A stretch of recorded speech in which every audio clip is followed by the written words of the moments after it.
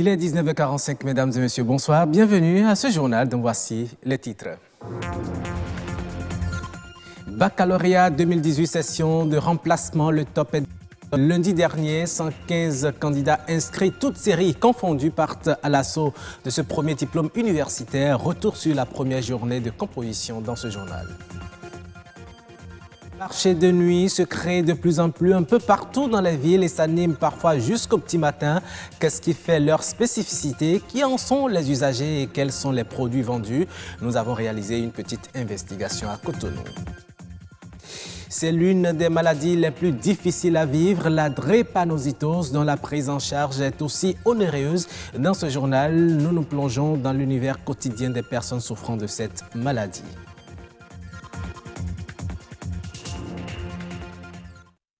Et bonsoir mesdames et messieurs, 115 candidats inscrits planchent depuis ce lundi. Session de remplacement de l'examen du baccalauréat 2018, seul centre retenu au plan national, le CEG Sainte-Rita Cotonou. Retour sur la première journée de composition avec Patrick Adjagodjo. Lundi 20 août, première journée de l'examen du baccalauréat, session de remplacement. En pleine composition, Dame Nature a tenu compagnie à ses candidats ayant été pour la plupart malades à la session normale de juillet 2018. Nous en distinguons deux types, à savoir les candidats qui n'ont pas pu se présenter le jour de la composition, c'est-à-dire des candidats absents et qui ont des raisons valables pour ne pas pouvoir participer à l'examen. Il y a le deuxième cas de type de candidat, c'est les candidats qui ont commencé la composition effectivement, mais qui pour des raisons des ennuis de santé et bien évidents n'ont pas pu achever la composition, c'est des abandons. Sur ces deux catégories de candidats que nous recueillons et qu'on reçoit ce jour pour la session de remplacement. Ils sont 115 candidats à s'inscrire à cette session de remplacement du baccalauréat 2018.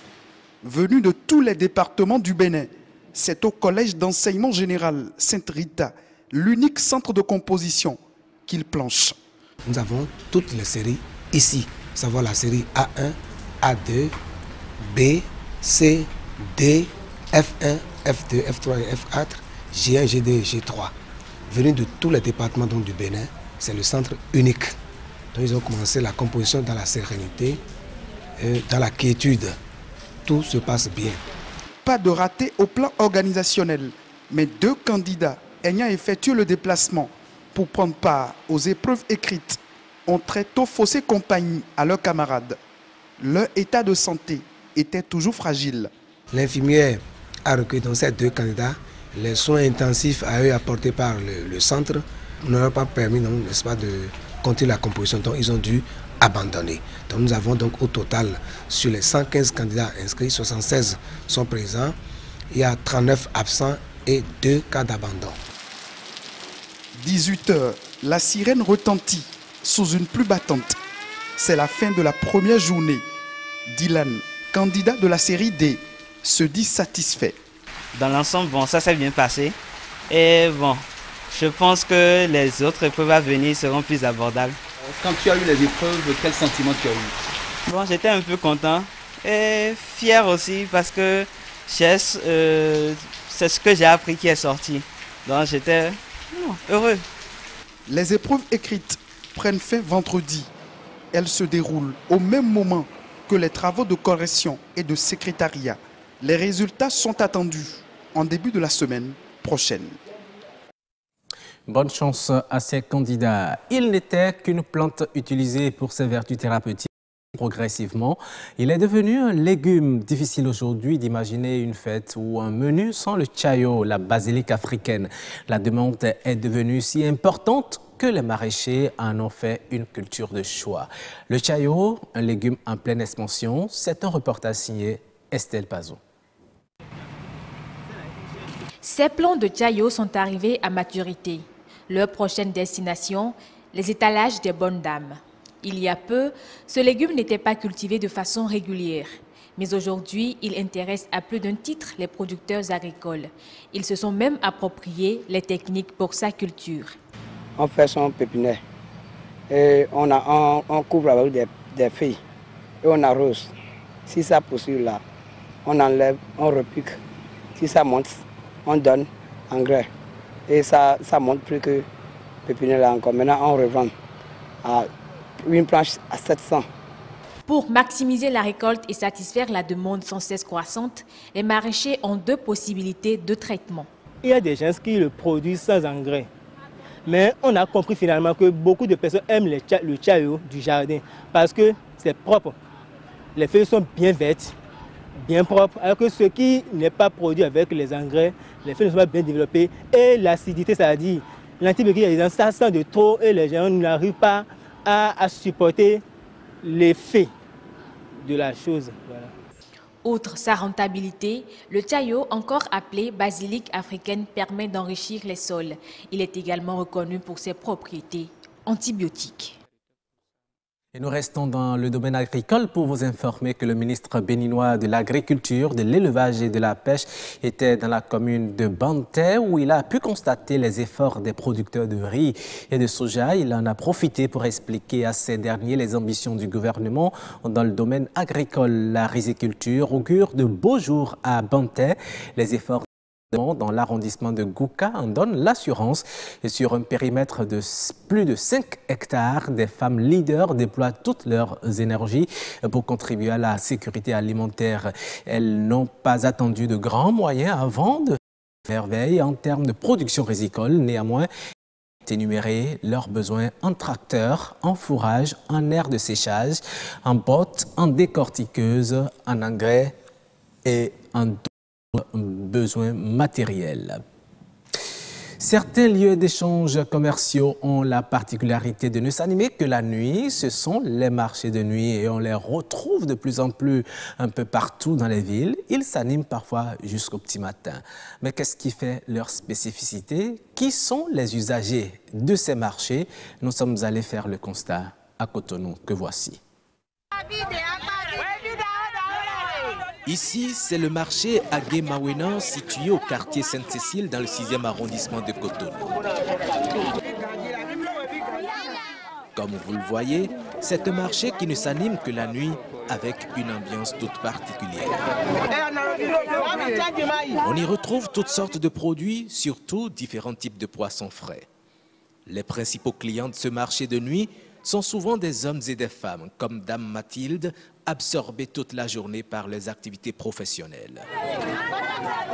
Moi, je suis maîtresse coiffeuse et souvent, dans la journée, je m'occupe de mes clientes. Donc, je n'ai pas souvent le temps de passer dans la journée pour payer. Mais quand je sors les soirs, en allant à la maison, je prends par ici pour payer des poissons frais. C'est pourquoi, par moment, je viens dans la nuit pour payer. L'histoire de ce petit marché sans aucune infrastructure, mais qui s'étend de jour en jour, le long de la voie, remonte à environ 25 ans. Il y a une dame du nom de Anti. C'est elle et quelques femmes qui vendaient ici jusqu'à mon arrivée. J'ai alors estimé que le marché ne pouvait pas rester ainsi.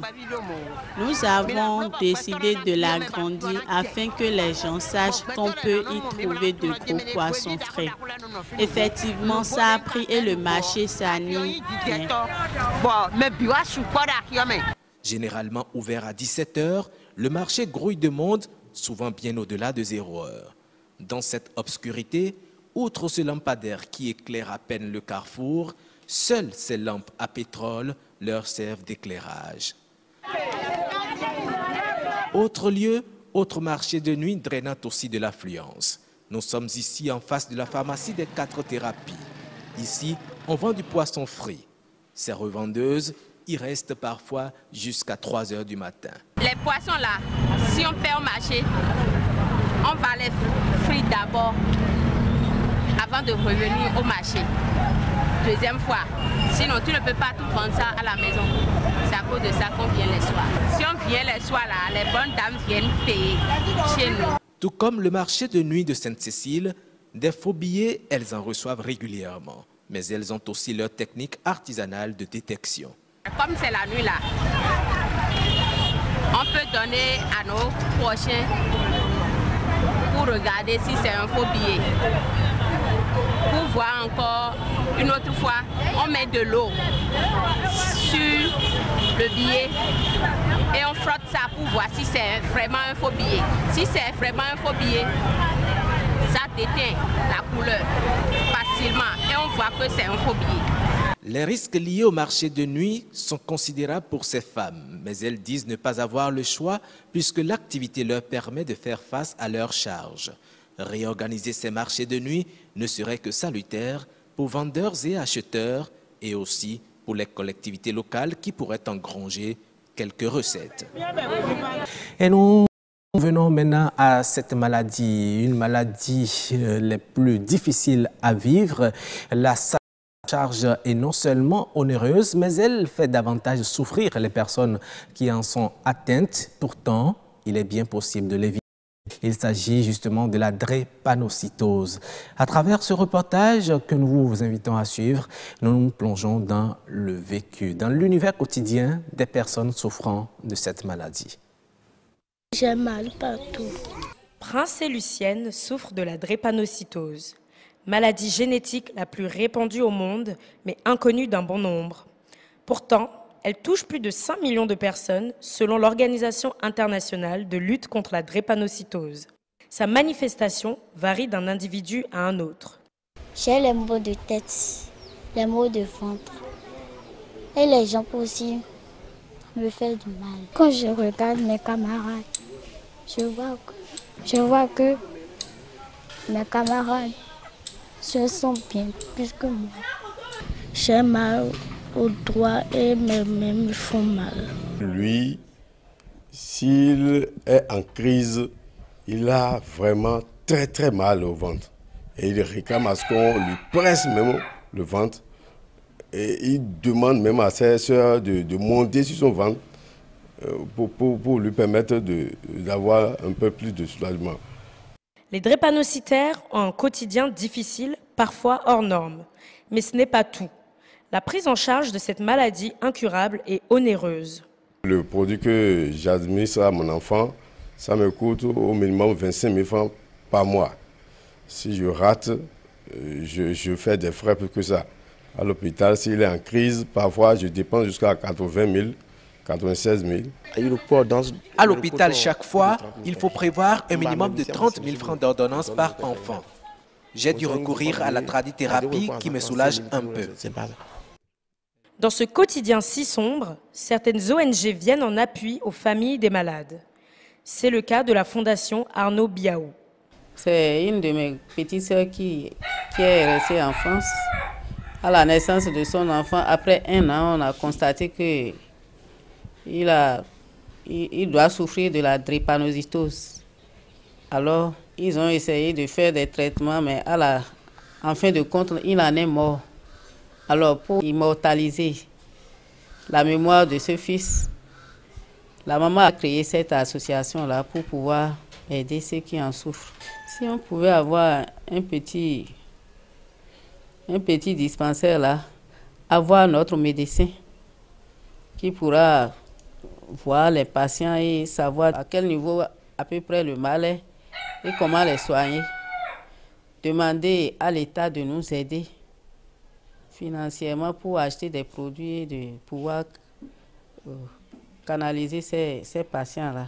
Outre la promptitude de traitement, la prévention à travers les tests prénuptiaux confirmant la compatibilité sanguine reste une condition sine qua non.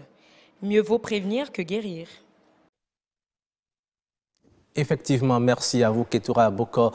Mesdames et messieurs, c'est la fin de ce journal que je vous remercie d'avoir suivi.